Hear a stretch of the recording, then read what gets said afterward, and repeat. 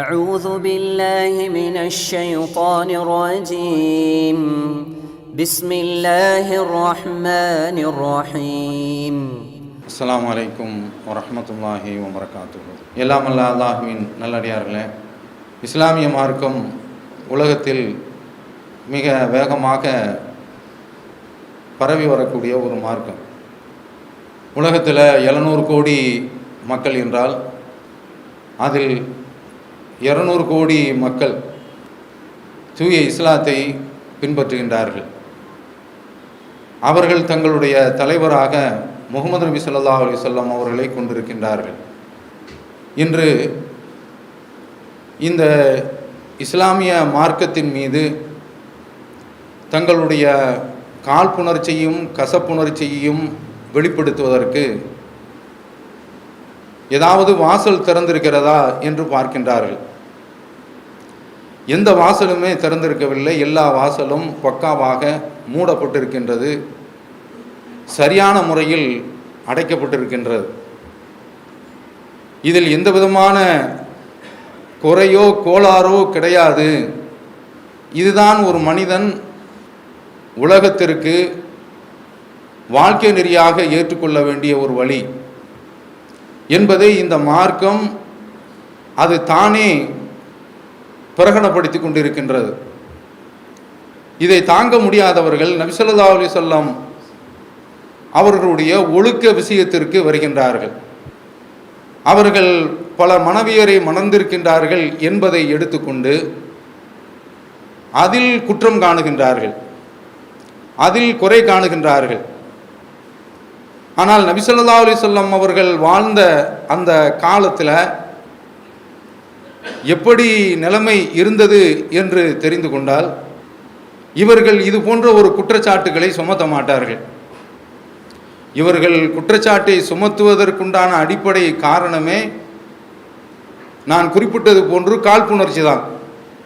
இந்த மார்க்கத்தினுடைய வளர்ச்சியை தடுத்து விட வேண்டும், இதற்கு ஒரு அணை போட்டு விட வேண்டும் என்பதுதான் அவர்களுடைய இலக்காகவும் குறியீடாகவும் இருக்கின்றது. அதில் அவர்கள் வெல்ல முடியவில்லை. அதனால் முஸ்லிம்கள் மீது ஒரு அபாண்டத்தை சுமத்துகின்றார்கள், அல்லாஹ்வுடைய தூதருடைய வாழ்க்கையை மையப்படுத்தி. நபி ஸல்லல்லாஹு அலைஹி வஸல்லம் அவர்கள் வாழ்ந்த காலத்தில்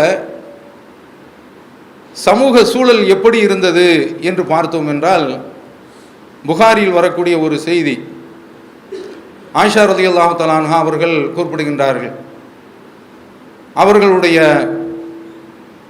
திருமணங்கள் எப்படி அமைந்திருந்தன என்று பார்க்கின்ற பொழுது 4 விதமாக அமைந்திருந்தன. ஒன்று, இன்றைக்கு நாம் திருமணம் முடிக்கின்றோம் அல்லவா, ஒருவர் தன்னுடைய மகளை அல்லது தன்னுடைய பொறுப்பில் இருக்கக்கூடிய பெண்ணை ஒரு மாப்பிள்ளைக்கு மனம் பேசி முடிப்பது. இந்த முறை இதுதான் இஸ்லாம் அனுமதித்திருக்கக்கூடிய முறை. இன்னும் சில முறைகளை அவர்கள் கடைபிடித்தார்கள். அது என்ன முறை என்றால், ஒருவர் தன்னுடைய மனைவியை பார்த்து சொல்வார், மாதவிலக்கு நின்ற உடனே நீ இன்னாரிடத்தில் போய்விட்டு வா என்று சொல்லி அனுப்புவார். ஒரு வெட்கங்கெட்ட வாழ்க்கை.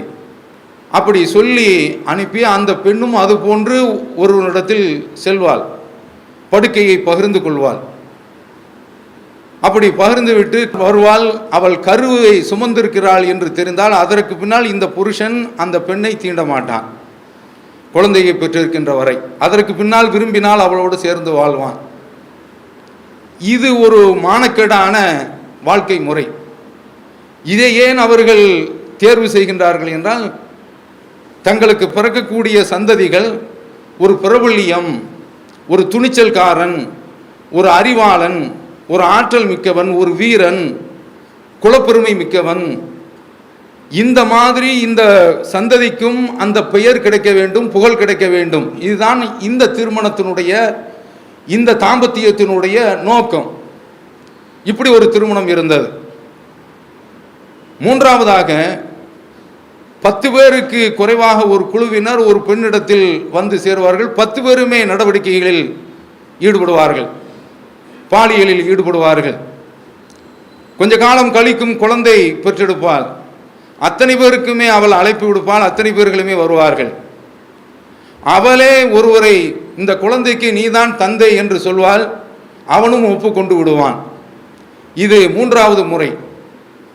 4வது முறை ஒன்று இருக்கின்றது. அதுதான் இன்றைக்கு நாம் பார்க்கின்றோமே சிவப்பு விளக்கு என்று. அது மாதிரி தங்களுடைய வீடுகளிலேயே பெண்கள் கொடிகளை கட்டி வைத்திருப்பார்கள். அவரிடத்தில் ஆடவர்கள் வருவார்கள், அனுபவிப்பார்கள். அப்படி அனுபவித்து முடித்த பிறகு இவள் அத்தனை பேரையும் அழைப்பாள். அழைத்துவிட்டு குழந்தையினுடைய தகப்பன் யார் என்று கண்டுபிடிப்பதற்கு இன்றைக்கு DNA என்ற ஒரு டெஸ்ட் இருக்கின்றது, மரபணு சோதனை. இது போன்று அன்றைக்கு அவர்கள் ஒரு சோதனை முகச்சாயலை வைத்து முகக்குறியை வைத்து அடையாளம் காணக்கூடிய நிபுணர்களை அழைப்பார்கள். அந்த நிபுணர் சொல்வான், இந்த குழந்தை உனக்குத்தான் பிறந்திருக்கிறது என்று தலையில் கட்டுவான். அவனும் சுமந்து கொண்டு போய்விடுவான். உண்மையான ஹலாலான திருமணத்தை தவிர்த்து மீது எல்லாமே ஆபாசமானது. ஆனால் சந்ததிகளை அளிக்கக்கூடிய அந்த வேலையை அவர்கள் செய்யவில்லை. இதுதான் அதில் நடந்தது. இப்படிப்பட்ட ஒரு சமூகத்தில் இந்த இறை தூதர் தன்னை திருத்தூதர் என்று அறிமுகப்படுத்துகின்றார். அப்படி அறிமுகப்படுத்துகின்ற பொழுது இவரிடத்தில் இந்த ஒழுங்கீனம், இந்த ஒழுக்கக்கேடு, ஒழுக்க வீழ்ச்சி இருந்திருக்குமே ஆனால் அந்த வாசலில் உள்ளே நுழைந்து அவரை எளிதாக தட்டிவிட்டு போயிருப்பார்கள். அவர்கள் வாழ்ந்த சமுதாயம் பல பெண்களை திருமணம் முடிப்பதற்கு பலதார மனத்தை அனுமதித்திருந்தது, அதை ஆதரித்திருந்தது. அப்படி இருந்தும் அவர்கள் வேலி தாண்டிய வெள்ளாடாக பிறன்மனையிடத்திலும் அடுத்தவர்களிடத்திலேயும் பாய்ந்து கொண்டிருந்தார்கள். தங்களுடைய பாலியல் வெறியை தணித்துக் கொண்டிருந்தார்கள். ஆனால் இந்த இறை தூதர் அது மாதிரியான ஒரு வாழ்க்கையை வாழ்க்கவில்லை. ஐயத்துக்கு அப்பாற்பட்ட அப்பொழுக்கற்ற ஒரு வாழ்க்கையை இவர் வாழ்ந்தார். இவரை இந்த திருக்குர்ஆன் அவர் தனக்கு வந்திருக்கின்றது, வஹி வந்திருக்கின்றது, இறை தொடர்பு கிடைத்திருக்கிறது என்று சொன்ன மாத்திரத்திலே அவர்கள் சொன்ன குற்றச்சாட்டு என்ன தெரியுமா? காலு யா அய்யுஹல்லதி நுஸ்ஸில அலைஹி ذிக்ர், வேதம் அருளப்பட்டிருக்கிறது என்று சொல்லக்கூடியவரே, இன்னக்கல மஜ்னூன், நீர் உறுதியாக ஒரு பைத்தியக்காரர் தான். பைத்தியம் என்று பட்டம் சூட்டினார்கள். ஆனால் அவர்களுக்கு தெரியும் முகமது நபி ஸல்லல்லாஹு அலைஹி வஸல்லம் அவர்கள் பைத்தியக்காரர் இல்லை என்று. மன முரண்டாக வேண்டுமென்றே திட்டமிட்டே இப்படிப்பட்ட ஒரு பட்டத்தை சூட்டினார்கள். வாஜிபு அஞ்சாகும் முன்திருன் மின்கும், அவர்களிடத்திலிருந்தே ஒரு இறை தூதர் வந்தது அவர்களுக்கு ஆச்சரியம் அளித்தது. காலல் காஃபிரூன, அந்த இறை மறுப்பாளர்கள் சொன்னார்கள், ஹாதா சாஹிருன் கத்தாப், இவர் பொய்யர். காதிப் என்ற ஒரு வார்த்தை இருக்கின்றது, அதை விட்டுவிட்டு கத்தாப். கதாப் என்றால் அதிகம் பொய் சொல்லக்கூடியவர்.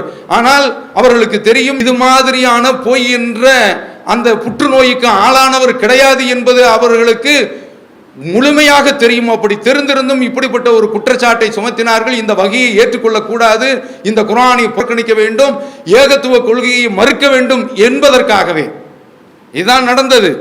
அவர்கள் சொல்கின்றார்கள், யகூலூன லதாரிக்கும் ஆலிகத்தினால் ஷாயிரின் மஜ்னூன், எழுத படிக்க தெரியாது என்பது அவர்களுக்கு தெரியும். அப்படி தெரிந்திருந்தும் ஷாயிர் என்று சொன்னார்கள். அது கூட எதிரே முனையாக அமைந்திருக்கின்றது. சாகிர் என்றார்கள், ஷாயிர் என்றார்கள், மஜ்னூன் என்றார்கள். அடுத்து இன்னொன்றும் சொன்னார்கள், இது யகூலுல் லாலிமூன இன் தத்தபியூன இல்லா ரஜுலன் மஸ்ஹூரா, சூனியம் வைக்கப்பட்டவரை தான் நீங்கள் பின்பற்றுகின்றீர்கள் என்று இந்த அநியாயக்காரர்கள் சொல்கின்றார்கள். அல்லாஹ் இப்படிப்பட்ட வார்த்தை பிரயோகத்தை, தடித்தனமான வார்த்தை பிரயோகத்தை பயன்படுத்துகின்றார்கள். அவர்களுக்கு அநியாயக்காரர்கள் என்று அல்லாஹ் சொல்கின்றான். சூனியம் வைக்கக்கூடியவர்கள் என்று சொன்னார்கள், சூனியம் வைக்கப்பட்டவர் என்றும் சொன்னார்கள். சாகிர் மஸ்ஹூர், ஷாயிர் கவிஞர் என்று சொன்னார்கள், குறிகாரர் என்று சொன்னார்கள். அல்லாஹ் தஆலா சொல்கின்றான், ஃபதக்கிர் ஃபமா அன்த பிநிஅமத்தி ரப்பிக பிகாஹினின் வலா மஜ்னூன், இந்த இறை செய்தியை நீ தொடர்ந்து சொல்லிக்கொண்டே இரு. உன்னுடைய இறைவனுடைய அருட்கொடையின் மீது ஆணையாக நீங்கள் குறிகாரரும் கிடையாது, பைத்தியக்காரரும் கிடையாது, ஜோதிடக்காரர்கள் கிடையாது, சூனியக்காரரும் கிடையாது. ஒலாம்பி கௌலி காஹினின் கலீலம்மா ததக்கருன், இந்த குர்ஆன் ஒரு குறிகாரருடைய சொல் கிடையாது என்று அல்லாஹ்வே மறுப்பளித்திருக்கின்றான். இதையும் தாண்டி அவர்கள் இன்னொரு குற்றச்சாட்டையும் சொன்னார்கள். ஆனால் அல்லாஹ் இதற்கு எல்லாமே சேர்த்து ஒரு பதில முஹம்மது நபி ஸல்லல்லாஹு அலைஹி வஸல்லம் அவர்களை சொல்ல வைக்கிறான். குல் லவ் ஷா அல்லாஹு மா தலவுத்துஹு அலைக்கும், அல்லாஹ் நாடி இருந்தால் நான் இந்த வேத வசனங்களை உங்களிடத்தில் ஓதி காட்டியிருக்க மாட்டேன். உலா அதுரா கும்பிகி, இறைவன் உங்களுக்கு இதை தெரிவித்து கொடுத்திருக்கவும் மாட்டான். எல்லாவற்றையும் சொல்லிவிட்டு ஃபகத் லபிஸ்து ஃபீக்கும் உம்ரன் மின் கப்லிஹி, இதற்கு முன்னால் உங்களோடு நான் ஒட்டி உறவாடி வாழ்ந்திருக்கின்றேன், என்னை பற்றி உங்களுக்கு தெரியும். அஃபலா தாக்கீலூன், நீங்கள் சிந்தித்து பார்க்க மாட்டீர்களா? ஒட்டுமொத்த அந்த வாழ்க்கையை, இறை செய்தி வருவதற்கு முன்னால், தூது செய்தி வருவதற்கு முன்னால், நபியாக அவர்கள் நியமிக்கப்படுவதற்கு முன்னால், ரசூலாக அவர்கள் ஆக்கப்படுவதற்கு முன்னால், ஒட்டுமொத்த அந்த வாழ்க்கையும் அப்படியே தூக்கி போட சொல்கின்றான், தூக்கி போடுகின்றார்கள். குண்டூசில் எழுவதற்கு இடமில்லை. அப்படிப்பட்ட ஒரு ஒப்பற்ற ஒழுக்க சீலராக, உத்தமராக, மாண்பாளராக வாழ்ந்தவர்கள் நபி ஸல்லல்லாஹு அலைஹி வஸல்லம் அவர்கள். அவர்கள் வாழ்ந்த காலத்தில் இந்த குறையை சொல்லியிருக்கணும். சொன்னாங்களா? கிடையாது. அந்த சமூகம் விபச்சாரத்தில் வீழ்ந்து கிடந்தது. அப்படிப்பட்ட ஒரு காலகட்டத்தில் இந்த இறை தூதர் மீது இது மாதிரியான ஒரு களங்கத்தையோ ஒரு குற்றச்சாட்டையோ அவர்கள் சொல்லவில்லை, சுமத்தவில்லை. இப்போது சுமத்துகின்றார்கள் என்றால் பலவிதமான குற்றச்சாட்டுகள். இஸ்லாம் பயங்கரவாதம், இஸ்லாம் ஒரு தீவிரவாதம், இதைத்தான் கொண்டிருக்கிறது என்றெல்லாம் சொன்னார்கள். இதெல்லாம் மக்களிடத்தில் ஈடுபடவில்லை. அப்ப அதனால அவர்கள் இறை தூதர் மீது இப்படிப்பட்ட இந்த வாசல்ல வந்து நுழைந்தால், அந்த காலத்தில் அந்த சமூகம் அங்கீகரித்திருந்தது, குர்ஆன் அனுமதித்திருந்தது. இறை தூதருடைய வாழ்க்கை குர்ஆன் தான், சட்டத்திற்கு உட்பட்டவர்கள் அவர்கள். இதை தாண்டி அவர்கள் சுய வாழ்க்கையை, சொந்த வாழ்க்கையை அவர்கள் வாழவில்லை. அப்படிப்பட்டவர்கள் மீது இப்படிப்பட்ட ஒரு குற்றச்சாட்டை சுமத்தினார்கள். அதிலேயும் இப்போது சொன்னார்களே சந்ததியற்றவர்கள் என்று, இந்த குற்றச்சாட்டையும் சொன்னார்கள். இன்னா ஆத்தேனாக்கல் கௌசர், உங்களுக்கு கௌசர் என்ற ஓடையை கொடுத்திருக்கின்றோம். ஃபஸல்லி ரப்பிக்க, உன்னுடைய இறைவனை நீங்கள் தொழுவுங்கள். வன்னஹர், அவனுக்காக வேண்டியே நீங்கள் அறுத்து பலியிடுங்கள்.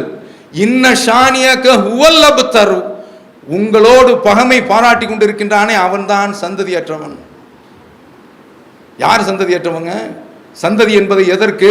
அல்லாஹ்வுடைய தூதருக்கு பிள்ளைகள்லாம் இருந்தாங்க, அது ஒரு பக்கம் இருக்கட்டும். நாதியற்று போகக்கூடியவர்கள், அனாதையாக நிற்கக்கூடியவர்கள், அப்படிப்பட்டவர்கள் அல்லாஹ்வுடைய தூதர். இவர்களை பின்பற்றி கோடான கோடி மக்கள் இன்றைக்கு வாழ்ந்து கொண்டிருக்கின்றார்கள். ஒரு போர்க்களத்தில் ஒருவர் சொல்கின்றார், இலக்கியமாக சொல்கின்றார்கள், அல்லாஹ்வுடைய தூதர் சொன்ன இந்த செய்தியை ஒரு நபித்தோழர் அறிவிக்கிறாங்க. இன்னல் ஜன்னத்தை தஹத துலாலி சுயூஃப், வாள்களுடைய நிழல்களில் தான் சோனம். நீங்க இது அல்லாஹ்வுடைய தூதரிடத்திலிருந்து கேட்டீர்களா என்று கேட்கின்றார். உள்ளே போகின்றார், களமாடுகின்றார், தன்னுடைய உயிரையை அர்ப்பணிக்கின்றார். அத மாதிரி இதுவரைக்கும் இந்த மனிதருடைய சொல்லுக்கு தாக்கம் இருக்கின்றது, இவருடைய சொல்லுக்கு மரியாதை இருக்கின்றது. இவருடைய சொல்லுக்காக வேண்டி தங்களுடைய உயிரை அர்ப்பணிக்கக்கூடிய கூட்டம் உலகத்தில் இருந்து கொண்டே இருக்கின்றது, இருந்து கொண்டே இருக்கும். அதனாலதான் உலகத்தில் இந்த மனிதருக்கு என்று தனி சிறப்பு என்று சிறப்பு பார்வையை பார்த்தோம் என்றால் அவங்க சொன்னாங்க, நான் சொல்லாததை சொன்னதாக சொல்லாதீர்கள்.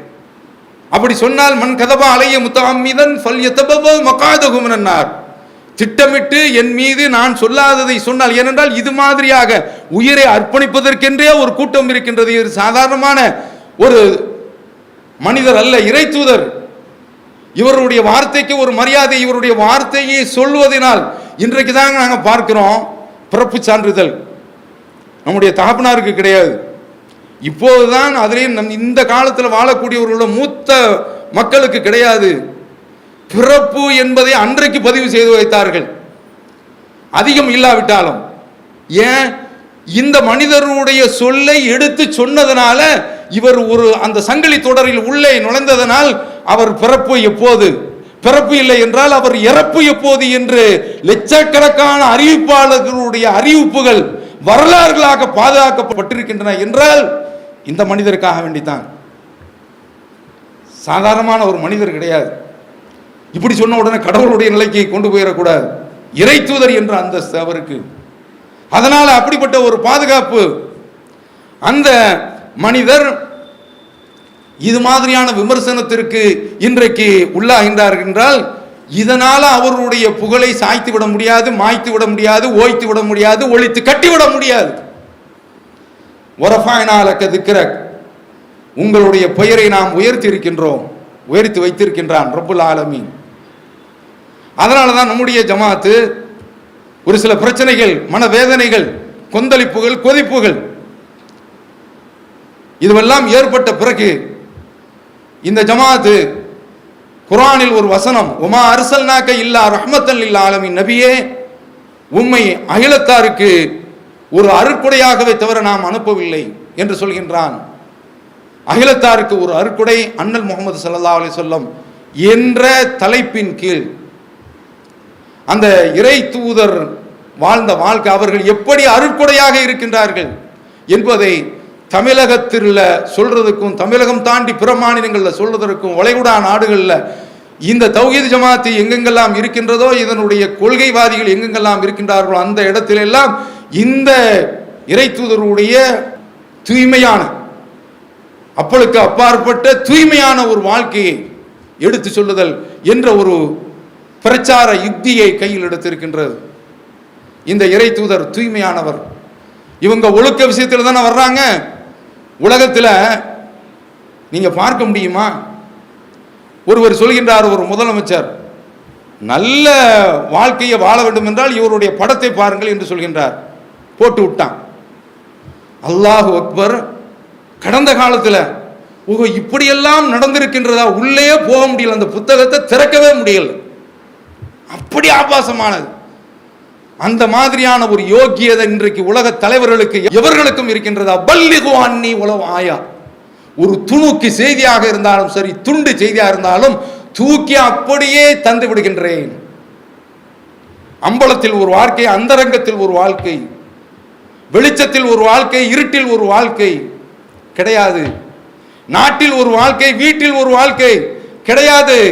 ஆயிஷா ரலியல்லாஹு தஆலா அன்ஹா அவர்கள் சொல்கின்றார்கள், மா மஸ்ஸத் யது ரசூலில்லாஹி ஸல்லல்லாஹு அலைஹி வஸல்லம் யத இம்ராத்தின் கத். ஆன்மீகத்தின் பெயரால், அரசியலின் பெயரால், ஆட்சியின் பெயரால் இன்றைக்கு இதை ஒரு கருவியாக பயன்படுத்தி கொண்டு எத்தனையோ கயவர்கள், கள்ளர்கள் பெண்களுடைய கற்புகளை சூறையாடிய வரலாறு நம்ம பார்க்கிறோம். இந்த மனிதர், அவங்கள பத்தி சொல்றாங்க, இந்த இறை தூதருடைய கை எந்த அந்நிய பெண்ணுடைய கையின் மீதும் பட்டது கிடையாது. எப்படிப்பட்ட ஒரு அப்பழுக்கற்ற ஒரு வாழ்க்கை, தூய்மையான ஒரு வாழ்க்கை. இந்த மனிதருடைய வாழ்க்கையை உலகத்திற்கு நாம எடுத்து சொல்ல கடமைப்பட்டு இருக்கின்றோம். அவர் அகிலத்திற்கு ஒரு அருட்கொடை. அருட்கொடை என்றால் அதற்கு ஆயிரம் துறைகள் இருக்கின்றன. எப்படியெல்லாம் அருட்கொடை பார்க்கின்றோம். அடிமை வாழ்வை உடைத்து எறிந்தவர்கள், தகர்த்து எறிந்தவர்கள். எப்படி ஒரு தடவை வருகின்றார்கள், அபு மசூத் அல் பத்ரி என்பவங்க சொல்றாங்க, ஒரு அடிமையை வச்சு சாட்டை வச்சு அடிச்சுக்கிட்டு இருக்கிறாங்க, கொடுமைப்படுத்திக்கிட்டு இருக்காங்க. இத்தகுல்லா யா அபா மசூத், அபு மசூதே அல்லாஹ்வை பயந்து கொள் அப்படின்னோடனே திரும்பி பார்க்குறாங்க.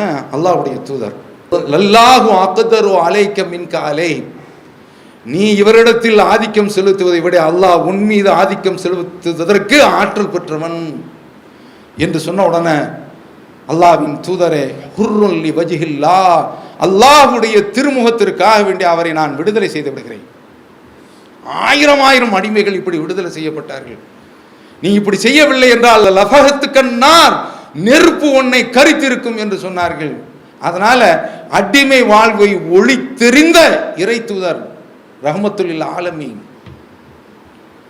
சாதிய சனாதானம் இன்றைக்கும் ஒளியலையே.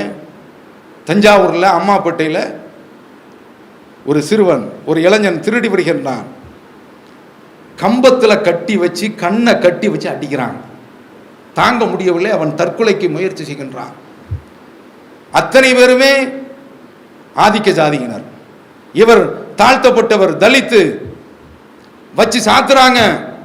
கடைசியில அது சொல்லியே அடிக்கிறாங்க, நீ தாழ்த்தப்பட்டவன் என்று அடிக்கின்றார்கள்.